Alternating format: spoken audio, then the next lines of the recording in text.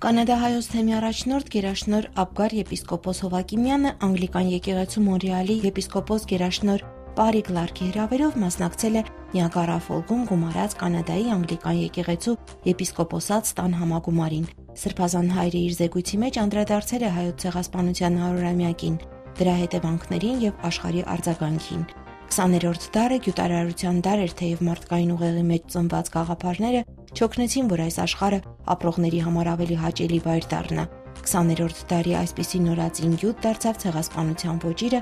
որը գործադրվեց հայերի նկատմամբ։ Սրբազան հայրը մեջ բերել է ամենայն հայոց կաթողիկոս Գարեգին II խոսքը, որ հնչել է ապրիլի 12-ին Վատիկանի Սուրբ Պետրոս տաճարում, եւ տեղեկացրել, որ այս տարվա ապրիլի 23-ին հայոց ցեղասպանության 100-րդ տարելիցին քույր եկեղեցիների գահակալների ու պատվիրակությունների մասնակցությամբ Մայրաթոր Սուրբ Էջմիածնում կսրբադասվեն հայոց ցեղասպանության զոհերը։